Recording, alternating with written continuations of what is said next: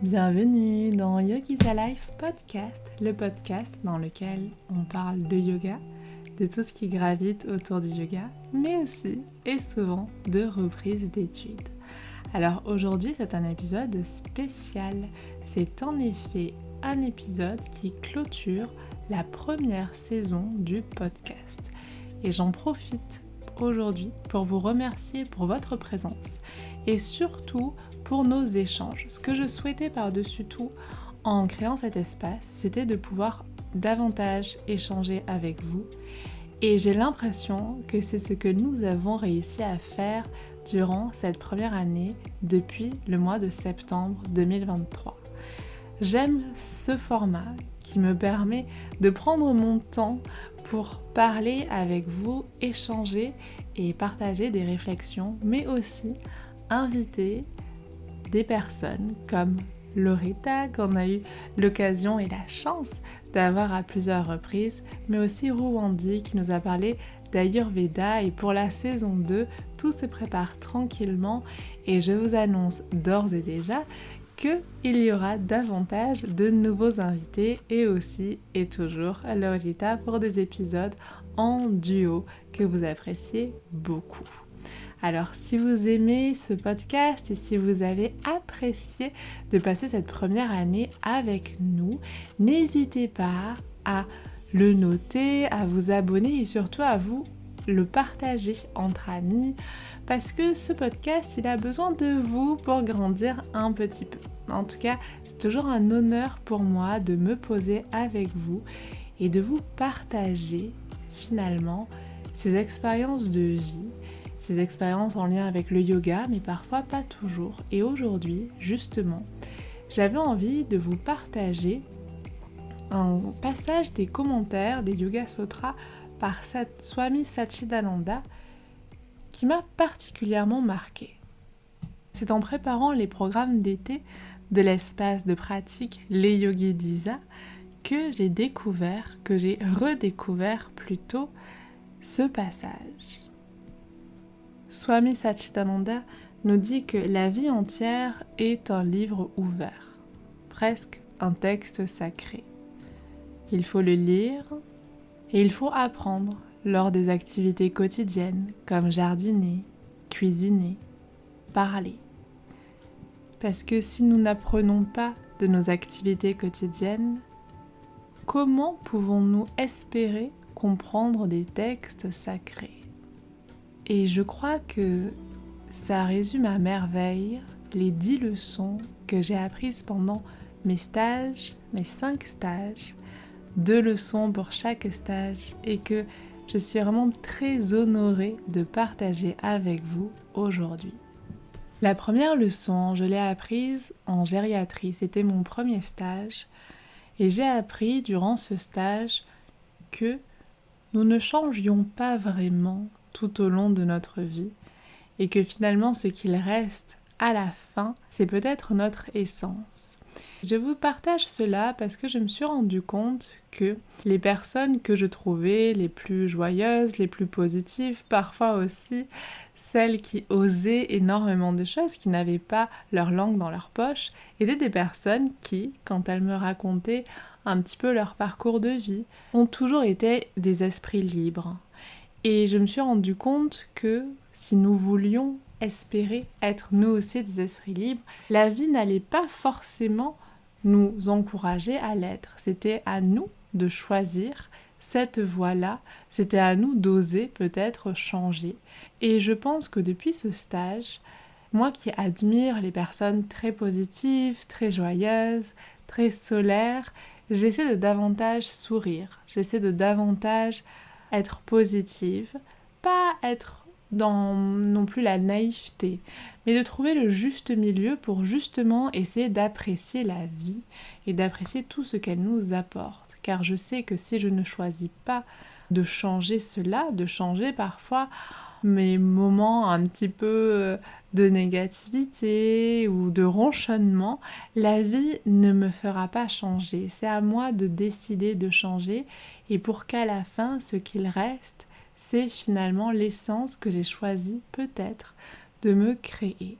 Et ça a été très intéressant aussi de me rendre compte que la fin de vie, que j'imaginais, que j'anticipais avec beaucoup d'angoisse, en imaginant que ça allait être très triste, que j'allais beaucoup pleurer durant ce mois de stage. Au final, j'ai beaucoup eu de moments très joyeux, j'ai beaucoup eu des échanges très profonds avec des personnes et aussi des échanges beaucoup plus légers. Mais une chose est sûre, j'ai compris que vieillir était une chance. Et ça, je crois que c'est une très belle leçon de vie pour davantage apprécier chaque jour qui se lève. Se dire que nous avons de la chance de nous lever. Et je remercie beaucoup tous les patients qui ont pu me partager leur bonne humeur et leur joie de vivre. Et surtout, ce que je trouvais intéressant, c'est que il y avait aussi un petit peu plus de lâcher prise. C'est-à-dire que le regard des autres, ce n'était plus une préoccupation pour eux. Et ils osaient davantage, ils étaient parfois, comme je vous l'ai dit, vraiment sans langue de bois. Et je trouve ça ô combien rafraîchissant. La seconde leçon que j'ai apprise durant ce stage a été en lien avec les couples. Et j'ai peut-être découvert le secret des couples qui durent. En tout cas, j'ai découvert que pour qu'un couple dure, le ciment est peut-être le respect. Et je vous parle de ça parce que j'ai un exemple très vibrant d'un couple que j'ai en tête. Le monsieur était hospitalisé, il a la maladie de Parkinson. Et sa compagne, sa femme, venait lui rendre visite toutes les après-midi. C'était un monsieur qui faisait vraiment très attention à son apparence, ou en tout cas les soignantes faisaient en sorte que ce monsieur soit toujours très propre sur lui, très bien apprêté. Il avait toujours, je me souviens, un petit foulard autour du cou. Et sa femme également était très élégante, mais pas tant dans ses habits, surtout dans sa manière d'être et son sourire. Je me souviendrai toujours de cette femme qui, quand elle arrivait, alors qu'elle était juste là en tant qu'aidante pour son mari, elle était toujours à l'affût de pouvoir donner un coup de main, que ce soit aux soignantes, que ce soit aux résidents. Et bien que ce n'était pas son rôle, on sentait vraiment qu'elle avait le cœur sur la main. Je pense qu'il y a des personnes comme ça et elle en faisait partie. Et leur relation à eux était pleine de respect, pleine de dignité aussi. Mais pour moi, la dignité va de pair avec le respect. Chaque matin, quand nous allions chercher le monsieur pour aller dans l'atelier d'ergothérapie, il s'inquiétait de ne pas être rentré à temps pour la visite de sa femme. Et nous devions le rassurer, mais c'était normal, pour lui indiquer qu'il serait vraiment rentré à temps, que sa femme allait venir juste après le midi. Et sa femme venait tous les jours. Et un jour, sans le vouloir, sans faire exprès, j'ai surpris un de leurs moments passés à deux. C'était au mois de février, mais dans le sud, il y avait ce doux soleil qui revenait et qui commençait timidement à nous réchauffer. Et sa femme avait amené son mari dehors et alors qu'elle lui remontait un petit peu le col de sa doudoune, elle lui racontait tout ce qui se passait un petit peu dans sa vie. Et j'ai vu dans ce moment-là, au-delà de l'amour, au-delà de la tendresse, au-delà du soin, un respect pour maintenir cette dignité.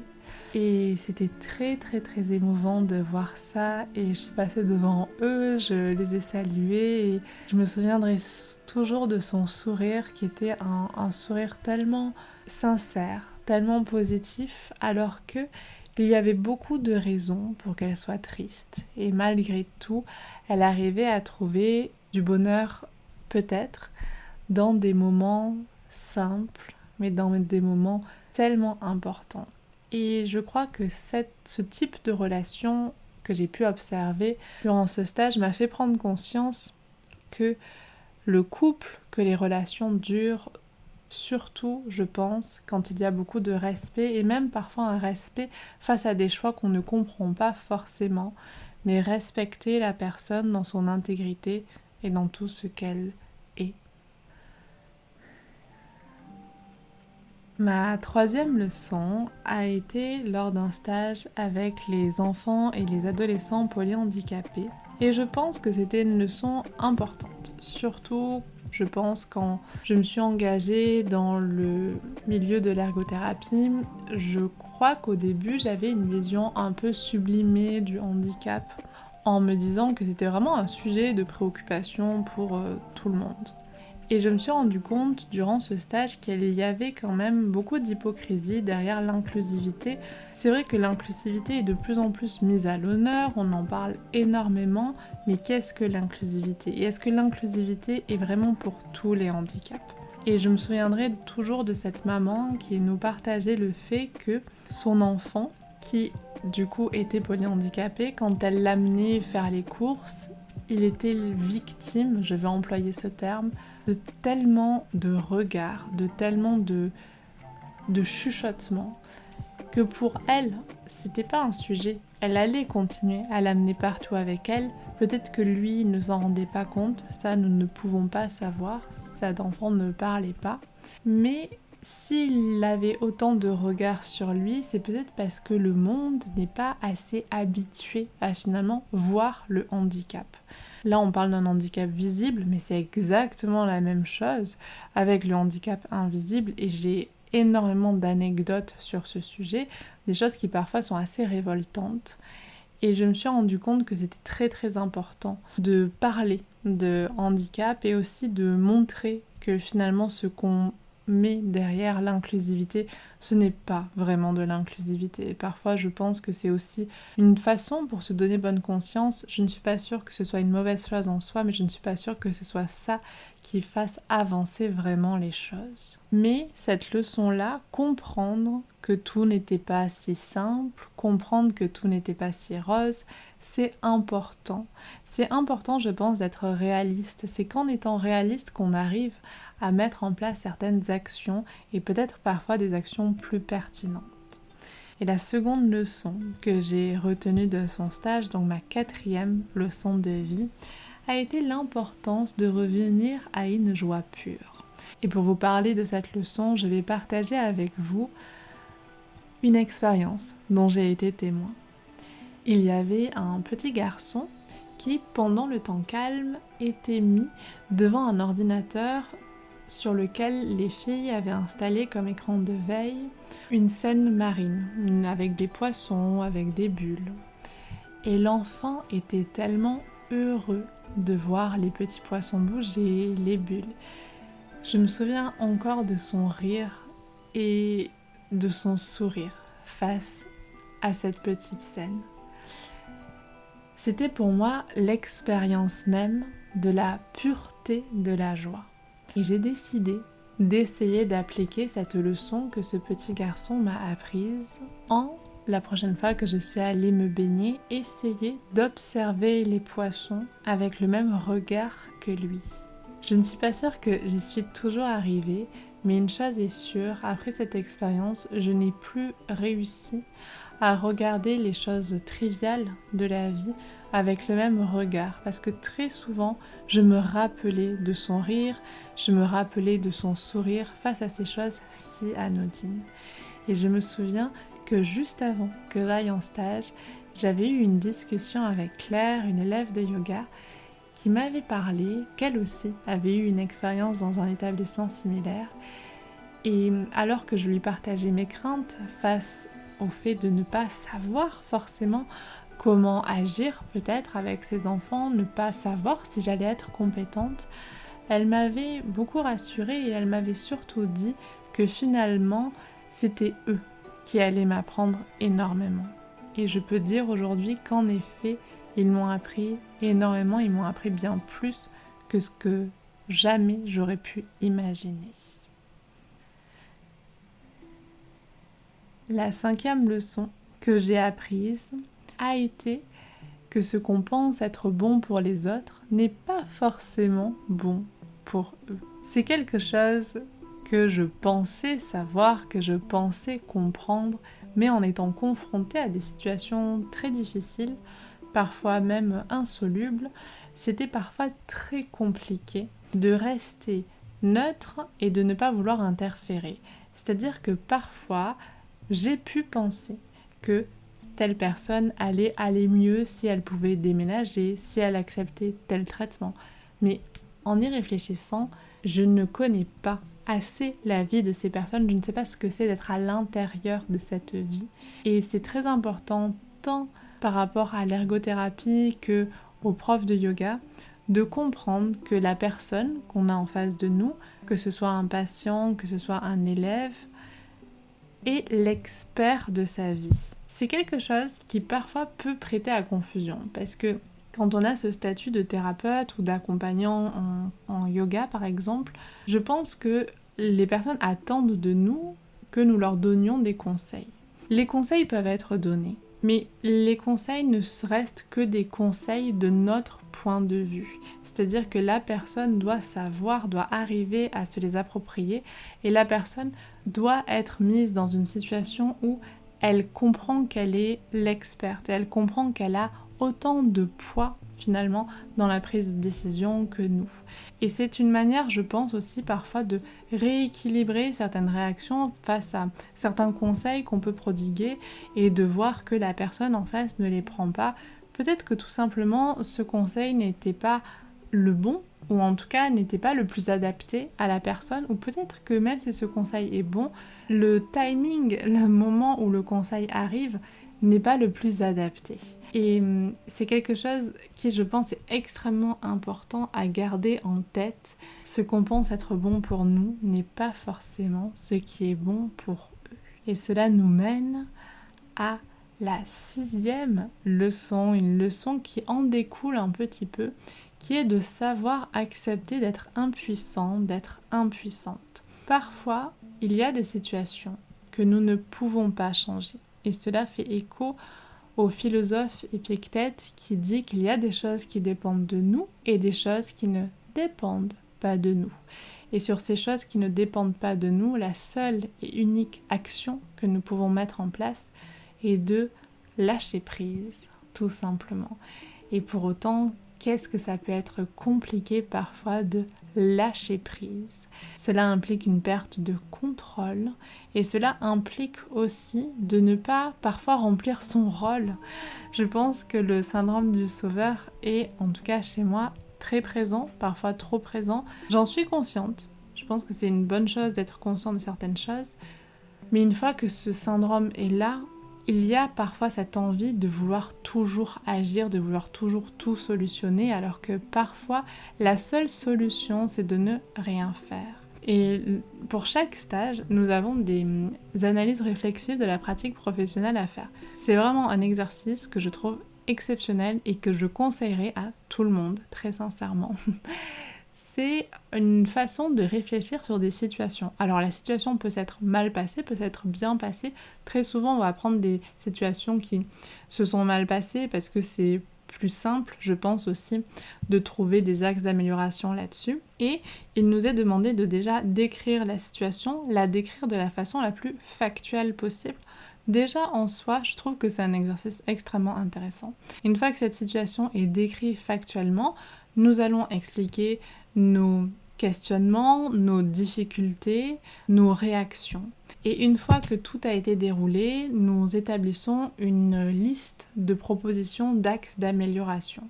Alors, au début, c'est vraiment relativement simple et au plus nous avançons dans les études, au plus ce qui va nous être demandé, c'est du coup d'étayer parfois certains axes de proposition, par exemple, avec des études, avec des références scientifiques.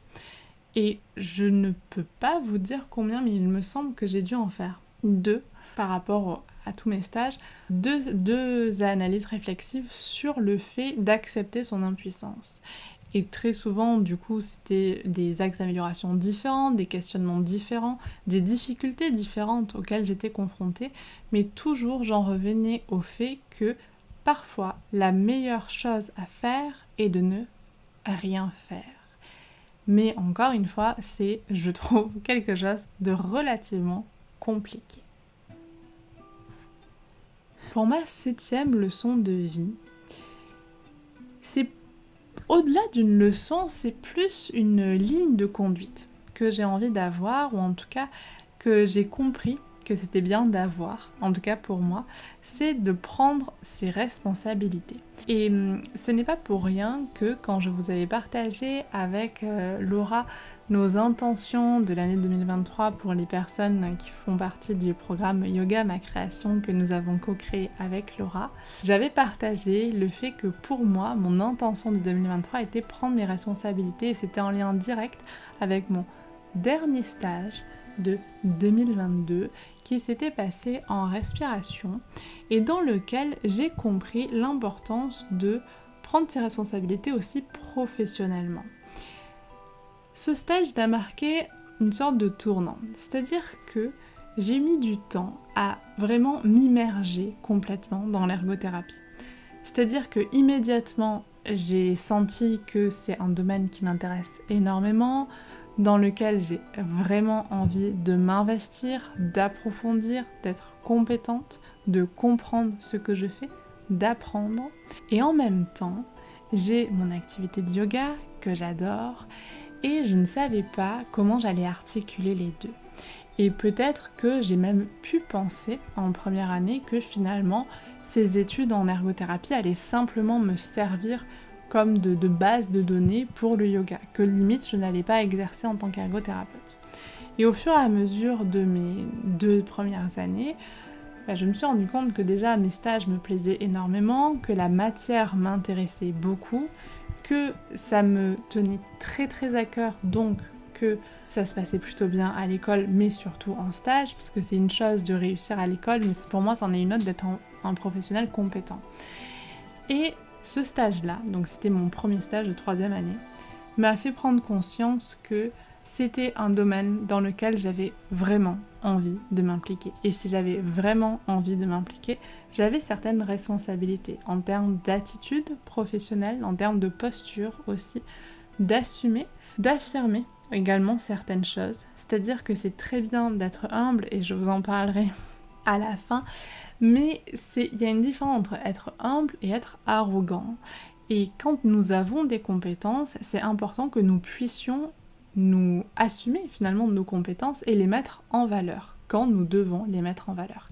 Et par rapport au métier d'ergothérapeute, qui n'est pas encore extrêmement démocratisé, popularisé, c'est-à-dire qu'il y a beaucoup de personnes encore qui ne savent pas ce qu'est le métier d'ergothérapeute, je pense que la responsabilité est encore plus importante. C'est-à-dire que nous pouvons, en proposant finalement une certaine attitude professionnelle, une certaine rigueur, une certaine ouverture également, montrer tout ce que l'ergothérapie comporte et de cette façon la promouvoir de façon plutôt douce, simplement en s'intégrant dans une équipe professionnelle, en assumant ses responsabilités. Et c'est quelque chose que j'ai trouvé nécessaire d'apprendre à ce moment-là et de comprendre surtout à ce moment-là et d'essayer d'assumer un peu plus ce que je savais et d'essayer d'être un peu plus professionnelle également. Durant ce même stage, j'ai appris une autre leçon qui a été les bienfaits de revenir à la simplicité. Alors si vous écoutez ce podcast ou si vous suivez mes vidéos YouTube ou mon travail depuis plusieurs années, vous savez que la simplicité est un sujet qui me tient énormément à cœur. Et pour autant, c'était très important pour moi de revenir à ce principe de base et notamment concernant la respiration. D'avoir été confrontée à des patients qui ont des pathologies respiratoires, qui ont des difficultés dans leur vie quotidienne par rapport à cette respiration, m'a fait prendre conscience que la respiration était totalement sous-estimée, et notamment en yoga. C'est-à-dire que nous allons avoir parfois des pratiques de pranayama qui sont pas forcément extrêmes, mais qui sont relativement intenses et relativement complexes, alors que la simple conscience de la respiration n'est pas toujours intégrée. Et c'est grâce à ce stage que j'ai eu envie de vous créer, notamment sur l'espace abonné, les pranayama dans les postures. Et j'aime beaucoup le fait que vous appréciez particulièrement ces pratiques qui sont à la fois extrêmement simples, extrêmement, je trouve, précises pour affiner les sensations de la respiration. Et je suis très reconnaissante d'avoir vécu ce stage, d'avoir pris conscience de tout ce que la respiration pouvait représenter et de proposer finalement dans une pratique de yoga des exercices respiratoires simples, accessibles et pour autant extrêmement profonds et efficaces. Et c'est ça que je trouve intéressant, c'est-à-dire que la simplicité, ce n'est pas juste pour les débutants ou la base. C'est difficile d'être simple. Je ne sais plus qui dit ça, mais je trouve que c'est extrêmement vrai. C'est tellement difficile d'être simple. Nous arrivons désormais à la 9e leçon. Une leçon un peu dure, je dois l'avouer, en éveil de coma. J'ai compris, j'ai appris, j'ai vu que tout pouvait basculer du jour au lendemain. C'est quelque chose, je pense, que nous savons tous, que la vie comporte son lot de surprises, comporte des accidents, comporte la mort, mais c'est vrai que d'être confronté à des destins parfois brisés, ça a été une expérience relativement douloureuse et aussi relativement compliquée à vivre. Ça a été, je pense, un des stages où émotionnellement c'était le plus dur. Et pour autant, ça m'a fait prendre conscience déjà l'importance de revenir à il faut profiter au jour le jour. Parce que c'est vrai que très souvent, je peux être prise dans mon lot de problèmes, dans mon lot de souffrances qui parfois sont alimentées par moi-même en fait. Et je peux oublier de me dire que j'ai de la chance d'être là. Encore une fois, si je reviens à la première leçon, que j'ai de la chance de vieillir. Et surtout que j'ai de la chance d'avoir la santé de mon côté. Et quand tout bascule, ça devient tout de suite beaucoup plus compliqué. Et en même temps, ce qui est étonnant, c'est que parfois quand tout bascule, ce qui reste, encore une fois, c'est l'essence même de la personne. Et à la fois, c'est très beau et je pense que c'est aussi rassurant de se dire que même quand tout a basculé, suite à un accident de vie, à une maladie, il reste encore la personne, que ce soit pour elle ou que ce soit pour ses proches. Donc c'est important aussi de se raccrocher à ça, mais c'est important d'un point de vue quotidien, finalement, de comprendre que nous avons le choix de profiter quotidiennement. Et ce n'est pas moralisateur, hein. Ce que je vous dis là, c'est vraiment quelque chose dont je me suis rendu compte et je pense qu'il est nécessaire. Finalement, c'était dur émotionnellement, mais je pense que c'est nécessaire aussi d'être confronté à des situations tellement difficiles, tellement tristes, que finalement on puisse se rendre compte que nous avons de la chance. Parce que si nous ne sommes pas conscients de notre chance, nous pouvons passer peut-être à côté des meilleurs moments de notre vie. Mais la seconde implication de cette prise de conscience, que tout pouvait basculer du jour au lendemain, c'était aussi que parfois, il y a des démarches administratives à réaliser. Parce que si nous ne les réalisons pas, la suite peut être très compliquée. En cas de maladie, en cas d'accident, en cas de décès d'un proche. Et c'est quelque chose dont j'étais peu consciente au final. Et qui aujourd'hui, j'en suis consciente. Et du coup, je fais des actions pour finalement faire en sorte d'être protégée et de protéger mes proches s'il arrive quelque chose. C'est souvent des démarches qu'on n'a pas envie de faire. Des démarches aussi que je repoussais, mais au final, c'est des démarches qui sont importantes car quand tout se complique, tout peut devenir une vraie épreuve. Et je pense que c'est nécessaire de comprendre cela pour pouvoir ensuite faire les bons choix. Et nous arrivons alors à la dernière leçon de vie, la toute dernière, qui a été toujours dans ce stage, l'importance de rester humble, l'importance de rester ouvert aux autres. Et ouvert aussi à ce qui se présente à nous. Je crois que c'était un peu particulier dans cette fin d'études, au final, dans ce dernier stage, où je suis arrivée à un certain niveau, je pensais, de connaissance, et j'ai un peu mis de côté mon humilité. C'est-à-dire que j'ai plus jugé les premiers jours de stage que je n'ai appris. Et au fur et à mesure, je me suis dit que je ne pouvais pas rester comme ça, sinon j'allais tomber dans une spirale négative et je ne voulais pas finir ce dernier stage là-dessus, surtout que j'avais en face de moi des patients, j'avais en face de moi des collègues, j'avais en face de moi des professionnels avec qui j'avais envie d'interagir, avec qui j'avais envie d'apprendre. Et en changeant mon état d'esprit, je me suis rendu compte que si j'avais jugé, c'était simplement parce que je manquais d'humilité et de recul aussi.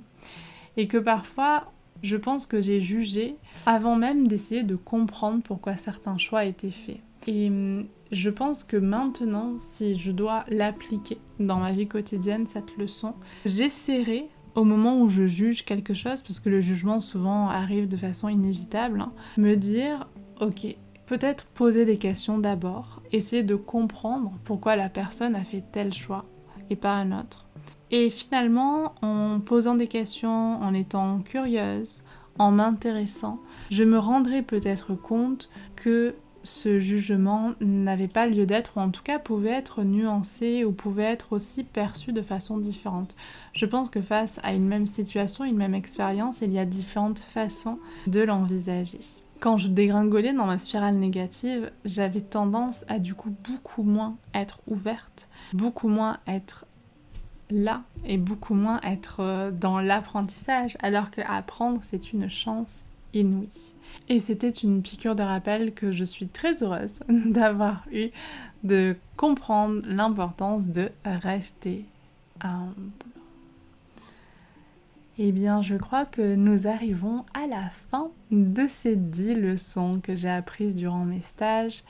Et même si certaines, j'avais pu les lire, j'avais pu les entendre aussi dans des livres, dans des conférences, je crois que rien ne vaut l'expérience et rien ne vaut le fait de vivre certaines situations, d'observer certaines situations pour pleinement les intégrer, pleinement les ressentir et aussi savoir les comprendre. Je pense que ces 10 leçons, je vais les noter dans un carnet, donc je les ai déjà notées sur un fichier pour préparer le podcast, mais je vais les noter ailleurs parce que je pense que c'est des leçons que je pourrais oublier malheureusement avec le temps et que des bonnes piqûres de rappel de temps en temps peuvent permettre d'envisager la vie de façon un peu plus ouverte, de façon un peu plus joyeuse, de façon un peu plus positive et de comprendre aussi l'importance de prendre ses responsabilités. Je pense que toutes ces leçons au final étaient nécessaires aussi, tant par rapport à ce choix d'avoir repris ces études et ce que ça implique, qu'est-ce qu'implique ce métier qu'il y a derrière, mais aussi c'était important pour moi personnellement. Alors merci pour votre écoute, je suis ravie de vous avoir partagé ces leçons de vie comme dernier épisode de cette saison 1 du podcast. Merci d'être là, merci d'échanger avec moi et de vous ouvrir, parfois avec beaucoup de vulnérabilité. Je suis très reconnaissante d'avoir lancé ce podcast durant cette 3e année. Je pense que ça m'a aussi aidé parfois à un peu plus marquer un petit peu toutes les étapes de cette dernière année d'études. C'est pas rien finalement ce qui s'est passé pendant ces 3 ans et vous avez été très présents pour moi, alors vraiment un grand merci. J'espère de tout cœur que nous pourrons échanger sur ce sujet ou sur d'autres. Je vous souhaite un très très très bel été. Si vous souhaitez pratiquer avec moi, il va y avoir un joli programme d'été qui va se profiler. Alors j'espère que nous nous retrouverons sur le tapis ou ailleurs. En attendant, bon vent, prenez soin de vous et à très vite.